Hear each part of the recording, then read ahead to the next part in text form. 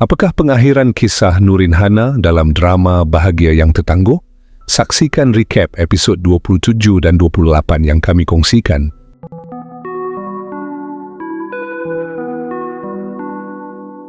Azrin meraung di sisi tubuh Naila yang terbaring di atas jalan raya.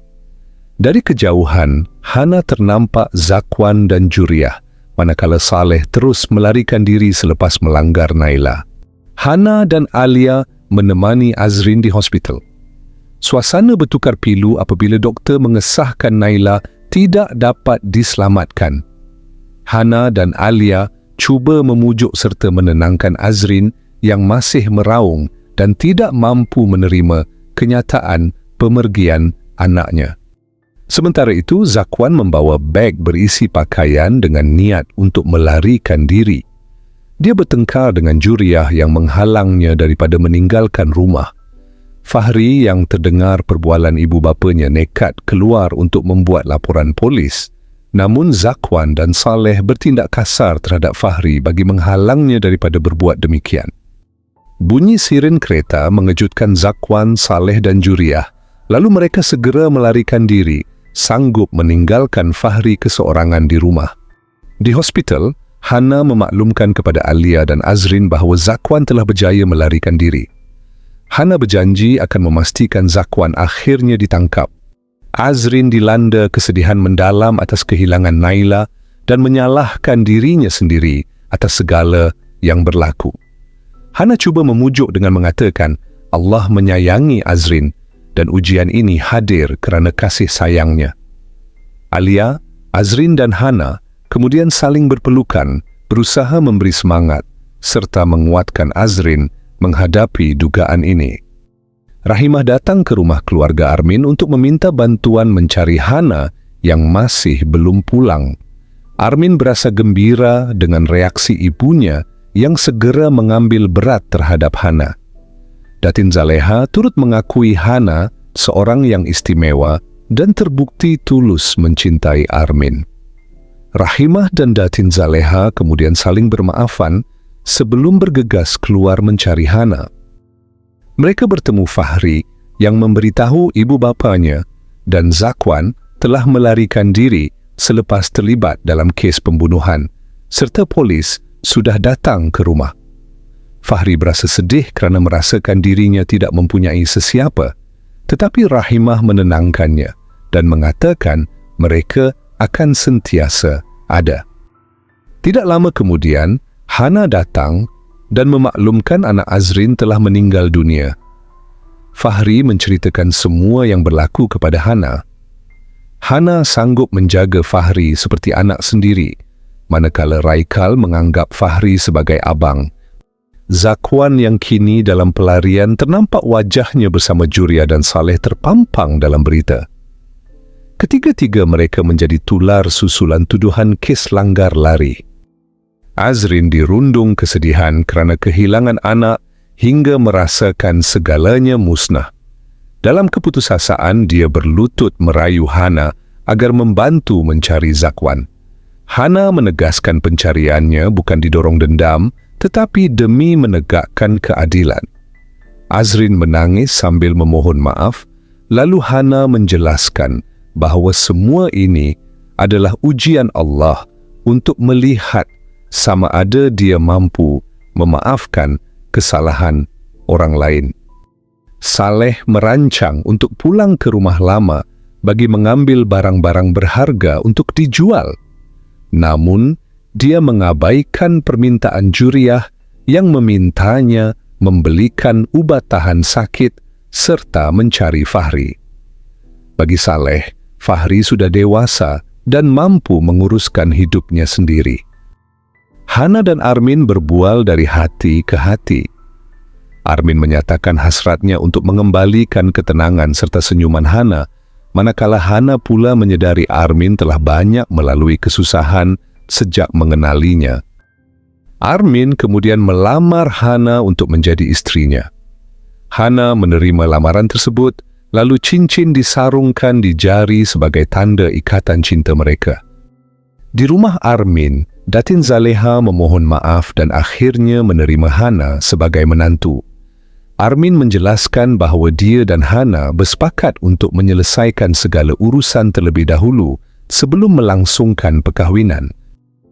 Saleh berjaya mengambil barang berharga dan diarahkan Man berpindah.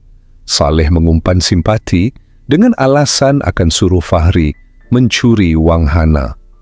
Man malah mencadangkan penjualan organ isteri Saleh. Saleh tetap tidak berubah, terus berjudi dan melayan Juriah dengan kasar. Azrin berubah menjadi tidak siuman apabila dia merayau mencari Naila di dalam tong sampah dan menganggap botol air sebagai bayi. Alia dan Hana sentiasa berada di sisinya untuk memberi sokongan. Azrin akhirnya dirujuk kepada pakar psikiatri setelah keadaan mentalnya didapati terjejas teruk. Hana dan Armin berbincang dengan pegawai polis mengenai strategi menangkap Zakwan.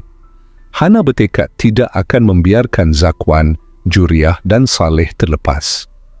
Selepas pegawai penyiasat beredar, Hana menyatakan niatnya untuk mencari Sufian, bekas majikannya, dan memastikan dia menerima akibat atas ketamakannya. Armin menegaskan sokongan penuhnya terhadap Hana. Hana tidak lupa berdoa agar segala urusannya dipermudahkan, terutama hubungannya dengan Armin. Hana datang ke tempat kerja lamanya dan membongkarkan semua salah laku Sufian yang menggelapkan duit syarikat. Hana dan Alia menyerahkan bukti kepada Bos Hashim. Sufian terus dipecat dan diarahkan memulangkan wang syarikat. Bos Hashim meminta maaf serta berjanji membersihkan nama Hana dan Alia. Di luar bilik pejabat, Sufian cuba menyerang Hana tetapi Armin menghalangnya. Sebelum beredar, Sufian memberi amaran bahawa semuanya belum berakhir. Zakwan melihat berita perkahwinan Hana dan Armin yang bakal berlangsung esok. Dalam hatinya, dia yakin Hana tidak akan bahagia tanpa dirinya. Akhirnya selepas melalui banyak dugaan, Hana dan Armin sah menjadi suami isteri. Armin berjanji akan menjaga Hana. Majlis bertukar kecoh apabila Zakwan muncul mengucapkan selamat pengantin baru. Tanpa diduga, Zakwan bertindak ganas dan Armin rebah selepas terkena tembakan. Zakwan berkata, Hana tidak layak untuk Armin. Darah Armin memercik ke wajah Hana. Zakwan terpukul selepas Raikal menuduhnya jahat lalu melarikan diri. Armin dihantar ke hospital dan masih tidak sedarkan diri. Juriah ternampak berita tentang Zakwan dan memberitahu Saleh. Mereka bergaduh kerana Juriah menyalakan telefon, bimbang lokasi mereka dikesan polis. Saleh menumbuk Juriah sebelum keluar rumah dan Juriah menjerit minta cerai. Demi membantu Hana, Datin Zaleha membenarkannya menggunakan pengaruh untuk menjejak dan menangkap Zakwan. Di hospital, Hana memberi semangat kepada Armin supaya sedar dari koma, berjanji tidak akan melepaskan Zakwan. Untuk menjejak Zakwan, Hana membuat siaran langsung dan menawarkan ganjaran RM250,000 kepada sesiapa yang berjaya menemuinya. Dia menegaskan tidak akan membiarkan individu yang cuba membunuh suaminya bebas. Alia sentiasa berada di sisi Hana dan mereka bertekad mengejar impian membuka sebuah bakery selepas semua perkara selesai. Hana meyakinkan anaknya tentang kekuatan doa, sementara Raikal berdoa agar Zakwan kembali ke pangkal jalan dan Armin segera sembuh. Zakwan gelisah selepas siaran langsung Hana. Seorang pekerja kedai makan yang mengecam wajahnya cuba mengejar, namun dia berjaya melarikan diri. Zakwan terkejut membaca artikel tentang siaran langsung Hana yang menawarkan ganjaran untuk menangkapnya. Tidak menyangka Hana sanggup memperlakukannya seperti haiwan. Dalam keadaan selekeh dan tidak terurus, Juriah terdengar perbualan pekerja restoran tentang Zakwan dan berharap mendapat peluang berjumpa dengannya. Juriah hampir ditangkap Ahlong dan terkejut mengetahui suaminya menggadaikannya.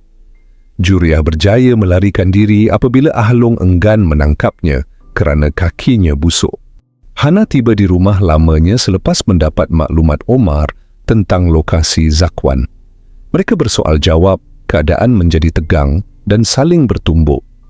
Zakwan terjatuh ketika cuba memukul Hana dan lehernya tertusuk kaca. Saleh dipaksa mengambil wang di koperasi untuk selesaikan hutang. Saleh dan Man berjaya mendapatkan banyak wang dan saling berebut. Ketika Saleh cuba melarikan wang itu, Man melepaskan satu tembakan dan Saleh tersungkur di lantai. Di mahkamah, perbicaraan Hana dan Zakwan dijalankan. Hana menjelaskan setiap kesalahan Zakwan, lalu mahkamah menjatuhkan hukuman 40 tahun penjara dan 12 sebatan kepadanya. Zakwan hilang suara akibat kecederaan di leher dan tidak dapat berkata-kata. Sebelum meninggalkan mahkamah, Hana berpesan agar Zakwan munasabah diri. Dia dan Raikal sudah memaafkan Zakwan dan Hana berjanji akan membesarkan Raikal dengan baik supaya tidak mengulangi kesilapan yang sama. Kehidupan Juriah berubah drastik. Dia mengemis dan kakinya sakit. Fahri bertemu ibunya, mereka berpelukan melepas rindu. Juriah meminta Fahri memohon maaf kepada Hana, serta berpesan agar dia belajar rajin dan menjadi anak baik. Ketika Fahri membeli makanan, Juriah menghilang, meninggalkan Fahri menangis. Berkaki ayam, Juriah berjalan tanpa arah, dihantui penyesalan terhadap layanan jahatnya terhadap Hana. Doa Hana dimakbulkan apabila Armin sedar daripada koma. Beberapa bulan kemudian mereka meluangkan masa bersama dan berbual tentang pertemuan pertama. Hana menyangka ia bermula ketika keretanya rosak, namun Armin menjelaskan pertemuan sebenar berlaku di parkir hospital dan tepi jalan. Hana sedar Armin sentiasa ada untuknya dan Armin berjanji melindungi kebahagiaan mereka. Hana makan bersama keluarga termasuk Alia. Datin Zaleha memberi kejutan dengan mengembalikan rumah Hana yang pernah dirampas Zakwan. Datin Zaleha telah mengarahkan Omar mencari Juriah selepas melihat video tular, ditawarkan sejumlah wang untuk mendapatkan dokumen pemilikan rumah Hana.